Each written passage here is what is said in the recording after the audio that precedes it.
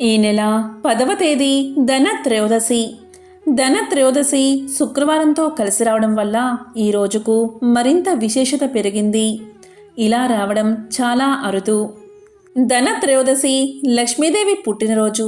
ఇలాంటి అద్భుతమైన రోజు ఎవరైతే ఈ చెట్టు ఆకులను ఇంటికి తెచ్చుకుని పూజా గృహంలో లక్ష్మీదేవి పటం ముందు పెట్టి పూజిస్తే చాలు, మీరు బంగారాన్ని ఇంటికి తెచ్చుకున్నంత మహాపుణ్యం మీకు కలుగుతుంది. ధనత్రయోదశి రోజు బంగారం కొనాల్సిన పని లేదు, కానీ ఈ చెట్టు ఆకులను ఇంటికి తెచ్చుకుంటే చాలు, మీరు బంగారాన్ని ఇంటికి తెచ్చుకున్నట్లే.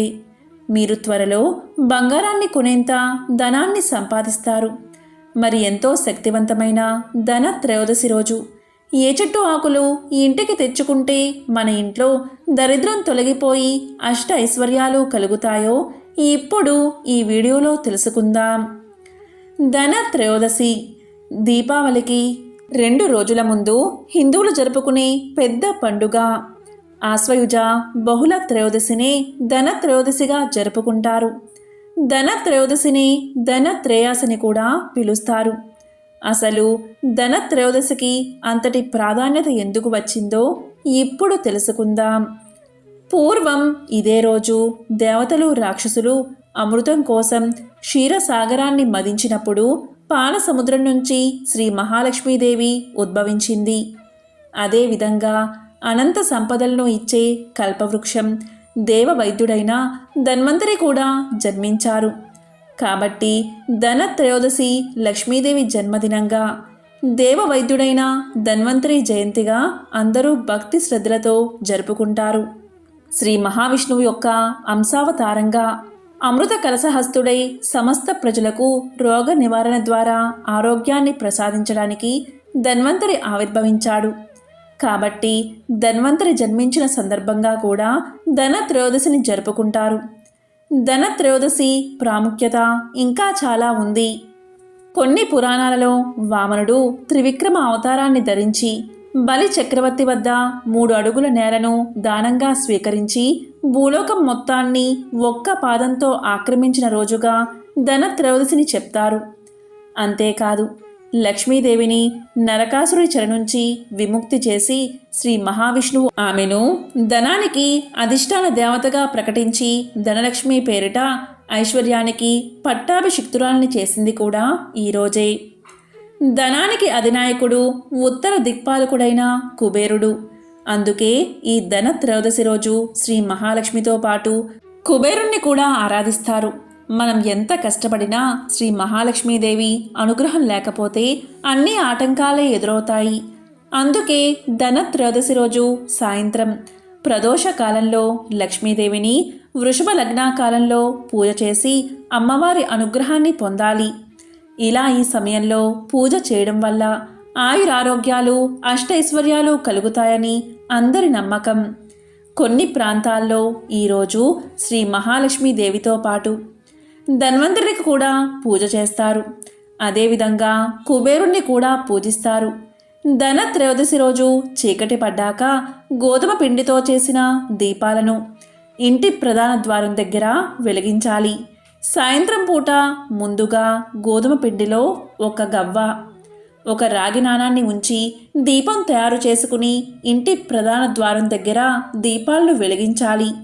ధనత్రయోదశి మరుసటి రోజు ఉదయం ఆ రాగి నాణాన్ని గవ్వను దీపం నుండి వెలికితీసి బీరువాలో లేదా ధనాన్ని నిల్వ ఉంచే ప్రదేశంలో దాచుకోవాలి. ఇలా చేస్తే లక్ష్మీదేవి అనుగ్రహం పొంది ఐశ్వర్యం వృద్ధి చెందుతుంది. అదేవిధంగా ఈరోజు మన ఇంట్లో పెట్టే యమదీపం వల్ల అపమృత్యు దోషాలు తొలగి ఆయుష్ పెరుగుతుంది. ఇలా ధనత్రయోదశి రోజు యమదీపాన్ని వెలిగిస్తే సంవత్సరం వరకు మృత్యుగండాలు తొలగిపోతాయని మన పెద్దలు చెప్తూ ఉంటారు. ఈ యమదీపాన్ని యమధర్మరాజుకు వెలిగిస్తారు. దీన్ని సూర్యుడు అస్తమించే సమయంలో మట్టి ప్రమిదలో నువ్వుల నూనె పోసి ఒక వత్తి వేసి ఇంటి ఆవరణలో దక్షిణం వైపు ఈ దీపాన్ని వెలిగిస్తారు. అదేవిధంగా ఈ దీపం దక్షిణం వైపు చూస్తున్నట్లు పెట్టాలి. దీన్ని యమదీపము అంటారు. ఈ దీపం వల్ల యమధర్మరాజు సంతోషపడి మీ ఇంట్లో అపమృత్యు దోషాలు లేకుండా చేస్తాడు. అదేవిధంగా ఈ దీపం అంటే యమదీపం చనిపోయిన మన పెద్దవారికి అంటే పితృదేవతలకు దారి చూపుతుందని, ఈరోజు మన ఇంటికి మన చనిపోయిన పెద్దలు వస్తారని, వారు ఈ దీపాన్ని చూసి సంతోషిస్తారని శాస్త్రాలు చెబుతున్నాయి. ధనత్రయోదశి రోజు బంగారం కొనాల్సిన పని లేదు. మీ దగ్గర ఉన్న బంగారాన్ని లక్ష్మీదేవి దగ్గర పెట్టి పూజిస్తే చాలు. ధనత్రయోదశి రోజు బంగారం కొనడం అస్సలు చేయకూడదు. దీనికి సంబంధించిన ఒక పురాణ కథ కూడా ఉంది. పూర్వం యముడు అనే ఒక మహారాజు ఉండేవాడు. అతనికి సంతానం లేక తపస్సు చేసి ఒక కొడుకును పొందుతాడు. కానీ ఆ పిల్లవాడు తన 16వ ఏట చనిపోతాడు అని తెలుసుకున్న తల్లిదండ్రులు ఎంతో దుఃఖిస్తారు. ఆ పిల్లవానికి పెళ్లి చేస్తారు.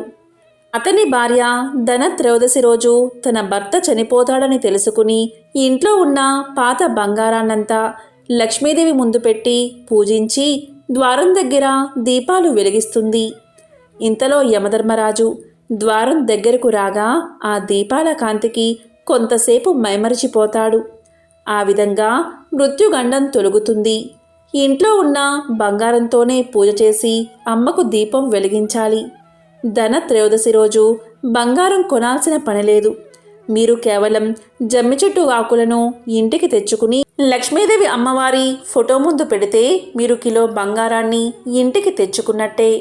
ఎందుకంటే సమీ వృక్షము అంటే జమ్మి చెట్టు. ఈ ఆకులను బంగారంతో సమానంగా మన పురాణాలు వర్ణించాయి. అరణ్యవాసానికి వెళ్తున్న రాముడికి జమ్మి చెట్టు విశ్రాంతిని ఇచ్చిందని, త్రేతాయుగంలో శ్రీరాముడు ఆ ఆది పరాశక్తిని జమ్మి ఆకులతో పూజించిన తర్వాత రావణుడితో 9 రోజులు యుద్ధం చేసి విజయం సాధించాడని దేవీ భాగవతం చెప్తుంది. అలాగే పాండవుల విజయానికి కూడా జమ్మి చెట్టు కారణమని భారత కథ చెప్తుంది. ఈరోజు అనగా ధనత్రయోదశి రోజు మీరు ఏ సమయంలో అయినా సరే జమ్మి చెట్టు దగ్గరకు వెళ్ళి జమ్మి చెట్టును పూజించి కొన్ని ఆకులను తీసుకుని ఇంటికి వచ్చి లక్ష్మీదేవి ఫోటో ముందు పెట్టి యథావిధిగా అమ్మవారికి దీపారాధన చేయాలి. అమ్మను పూజించాలి. ఈరోజు ఇలా చేస్తే అఖండ ఐశ్వర్యం కలుగుతుంది. ఆర్థిక ఇబ్బందులు తొలగి పట్టిందల్లా బంగారమే అవుతుంది. ఇక ధనత్రయోదశి పూజా ముహూర్తం ఇప్పుడు తెలుసుకుందాం. ఈ సంవత్సరం అంటే 2023వ సంవత్సరం ధనత్రయోదశి నవంబర్ 10వ తేదీ మధ్యాహ్నం 12:35 ప్రారంభమై నవంబర్ 11వ తేదీ అంటే మరుసటి రోజు మధ్యాహ్నం 1:57 ముగుస్తుంది. ప్రదోష పూజ పవిత్ర సమయాన్ని దృష్టిలో ఉంచుకుని ఈ సంవత్సరం ధనత్రయోదశి పండుగను నవంబర్ 10వ తేదీన జరుపుకోవాలి. ఇక ధనత్రయోదశి పూజా ముహూర్తం సాయంత్రం 6:17 నుంచి రాత్రి 8:11 వరకు ఉంది. ఇక ధనత్రయోదశి ప్రదోషకాలం విషయానికి వస్తే సాయంత్రం 5:39 నుంచి 8:14 వరకు ప్రదోషకాలం ఉంది. ఈసారి లక్ష్మీదేవికి ఇష్టమైన శుక్రవారం రోజు ధనత్రయోదశిని జరుపుకుంటున్నాం. ఈ ప్రదోష కాలంలో లక్ష్మీదేవిని పూజించడం వల్ల సకల శుభాలు కలుగుతాయి. ఈ సమయంలో లక్ష్మీదేవి పటం ముందు ఒక్క దీపాన్ని వెలిగించినా చాలు, అన్ని రకాల సమస్యలు తొలగి సకల శుభాలు కలుగుతాయి. సంపద, శ్రేయస్సు, సంతానం కలుగుతుంది. జమ్మి చెట్టుకు హిందూ పురాణాల్లో ఎంతో ప్రాధాన్యత ఉంది. క్షీరసాగర మదనంలో కల్పవృక్షంతో పాటు మరికొన్ని దేవతా వృక్షాలు కూడా ఆవిర్భవించాయి. వాటిల్లో జమ్మి చెట్టు కూడా ఒకటి. దీన్ని సంస్కృతంలో సమీ వృక్షం అంటారు. పూర్వం యజ్ఞాలు, యాగాలు చేసేటప్పుడు ముందుగా జమ్మి చెట్టు కర్రలతో నిప్పు పుట్టించేవారు. రామాయణ భారతాల్లో జమ్మికి విశిష్ట స్థానముంది. రావణుడితో యుద్ధానికి వెళ్ళేటప్పుడు రాముడు జమ్మి ఆకులతో ఆది పరాశక్తిని పూజించినట్లు పండితులు చెబుతున్నారు. ఋగ్వేద కాలం నుంచే జమ్మి ప్రస్తావన కనిపిస్తుంది. అప్పట్లో ఈ చెట్టుని అగ్నిని పుట్టించే సాధనంగా వాడేవారు. మనం పురాణాల్లోనూ వేదాల్లోనూ తరచూ వినే అరణిని ఈ జమ్మితోనే రూపొందించేవారు. జమ్మి ఎలాంటి ప్రాంతాల్లో అయినా త్వరగా పెరిగేస్తుంది. నీటి లభ్యత పెద్దగా లేకున్నా కూడా సుదీర్ఘకాలం బతికేస్తుంది. దీని కొమ్మలు ఆకులు పశువులకు మేతగా ఉపయోగపడతాయి. దీని వేళ్ళు భూసారాన్ని పట్టి ఉంచుతాయి. ఈ చెట్టులోని ప్రతి భాగాన్ని నాటు వైద్యంలో ఔషధాలుగా వాడతారు. ఈ చెట్టు నుంచి వచ్చే గాలిని పీల్చినా, దీని చుట్టూ ప్రదక్షిణలు చేసినా ఆరోగ్యం సమకూరుతుందని పెద్దల నమ్మకం. అందుకే వినాయక చవితి నాడు పూజించే ఏక విసంతి పత్రాలలో సమీ పత్రాన్ని కూడా చేర్చారు. ఈ ధన త్రయోదశి రోజు జమ్మి ఆకులను తుంచుకుని వాటిని బంగారంలా భద్రంగా ఇళ్లకు తీసుకెళ్తారు. ఆ ఆకులను తమ పెద్దల చేతిలో ఉంచి వారి ఆశీర్వాదాన్ని తీసుకుంటారు. జమ్మి ఆకులకు ఉన్న ఆధ్యాత్మిక ప్రాధాన్యత రీత్యా అవి బంగారంతో సమానమనడంలో ఏమాత్రం సందేహం లేదు.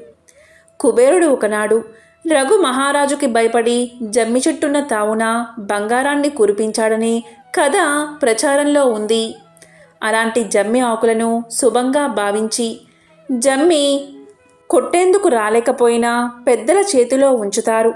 జమ్మిని పూజించడం అంటే జీవితంలో సకల విజయాలను సాధించాలని కోరుకోవడమే. కాబట్టి ఎంతో పవిత్రమైన విశేషమైన ధన త్రయోదశి రోజు మీరు బంగారం కొనాల్సిన పని లేదు. జమ్మి చెట్టు ఆకులను తెచ్చుకుని ఇంట్లో లక్ష్మీదేవి పటం ముందు పెట్టి లక్ష్మీదేవిని పూజిస్తే చాలు.